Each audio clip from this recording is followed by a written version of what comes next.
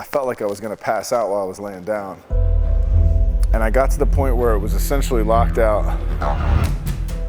And I heard actually it was my friend Big Tone was one of the spotters, and he was saying like, rack. He reached to grab it, but by the time he reached to grab it, I knew I was already screwed because I'd felt it move a little bit in my hand.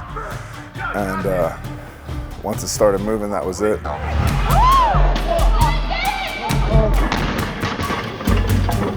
Can't breathe. Okay, so we're going back 6 years or so. I broke my spine.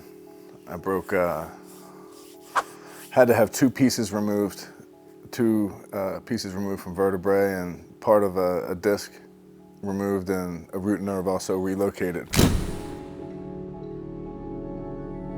As far as how that happened, it's a little bit of a convoluted story, but I'm happy to tell it. So I was doing really, really well in my training. I was preparing for a meet. Based on the peak and cycle, I was probably 2,100 total without wraps. As often happens, as I approached the meet, I got sick. Maybe about 2 weeks out, as my peak and cycle started to wind down, I can remember I was sitting on a box in the gym, and I can remember thinking something's wrong. Like I had a little bit of chills, and I was kind of wheezing. And it turned out to be like the mother of all respiratory infections. I didn't want to take antibiotics like an idiot. So I waited as long as I possibly could. I was like, oh, well, I'm dialing back my training now. My volume's cut back. I'll recover. I'll be fine in time for the meet. Sure enough, about 5 days out from the meet, I was much worse. I woke up in the middle of the night. My girlfriend at the time, I had rigors. I was shaking from a fever. And I had to get in the shower and like warm up. But I refused to pull out of the meet. I decided I was gonna do it anyway.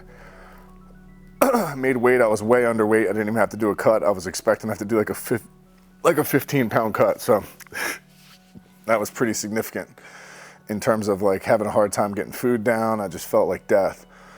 I looked like a ghost. You know, I remember driving from where I live to Philly for this meet, and I looked like a cancer patient or something.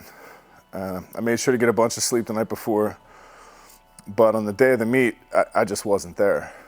You know, and I made a really foolish decision and decided to do the meet anyway. So there was a combination of things that led to me dropping that bar.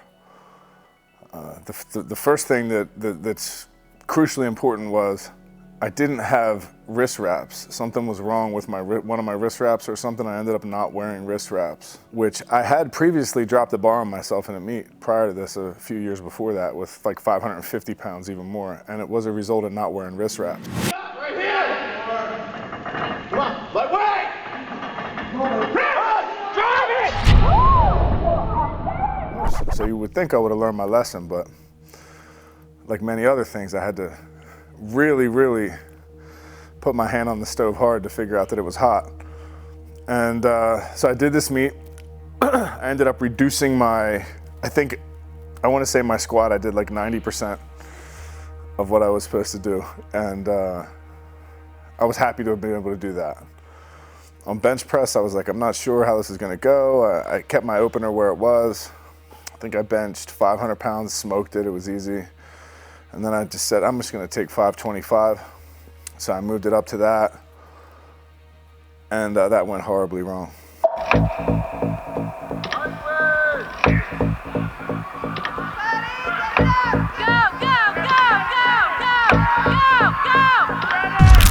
That did not go as easily as I expected. The press itself wasn't very hard, but I just wasn't with it. And the blood pressure going up and stuff, I can remember I couldn't see, and I felt like I was gonna pass out while I was laying down. And I got to the point where it was essentially locked out. And I heard actually it was my friend Big Tone was one of the spotters, and he was saying like, rack, like someone called rack, whoever called rack. He reached to grab it, but by the time he reached to grab it, I knew I was already screwed because I had felt it move a little bit in my hand. And once it started moving, that was it. It kind of free fell from lockout and bounced on me twice. And obviously the spotters weren't able to catch it. That's okay. I mean, obviously I don't expect anyone to be able to catch a free falling quarter metric ton, you know, when you're not, it's just out of nowhere. And everyone thought the lift was done. I mean, pretty much people were ready to start clapping. And it bounced on me. And because of the fact that I was locked into position, I'm assuming that that's why I didn't break any ribs or fracture my sternum and so forth, because it was able to absorb that, the mechanical system. But unfortunately, that impact caused my spine to break and caused the disc to herniate and move. So once they got the weight off me and I stood back up, I like jumped right up, you know? And I knew I was in trouble, but I felt like, okay, I wasn't sure how bad it was yet, because I was still kind of the rush, you know, I was like in shock. And I stood up and I laughed, and then everybody started laughing and clapping like it was, oh, they were surprised that I was able to stand back up.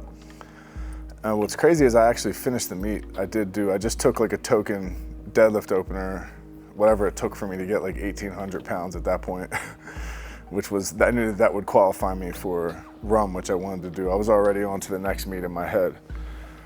And I didn't realize that eventually, shortly thereafter, I wouldn't be able to stand or walk, and that completely destabilized the lower part of my spine. And I had to have emergency surgery. By the time I went to the hospital, they didn't let me leave because I couldn't stand up. So I couldn't even like get to the bathroom. And it took 4 or 5 days of me being in the hospital before they were able to get me scheduled for the surgery I needed. I interviewed a bunch of surgeons. I got a guy who was a really good neurosurgeon, who was the head of neurosurgery for the hospital that I picked. Yeah, he came in and did the surgery, and it took me about 3 years to get back to normal. And I had a very long plan, a very long view plan. I did compete in RUM, but I did bench only about 9 months later, maybe 10 months later. And I benched 5 something, I want to say, I think it was 523. It took me a long time, and I was very patient, and I stuck to the long-term plans that I made. And I think that's why I was able to be successful. And now, you know, aside from the fact that I have numbness, I have nerve damage, I can't feel part of my right foot, part of my right calf. I don't think I'll ever get that back, but aside from that, I'm fully functional. You know, I'm able to squat very heavy, deadlift heavy, do everything that I need to do. You know, I had a plan, and I saw it through to the end. And that's why I'm able to still lift and do the things I enjoy.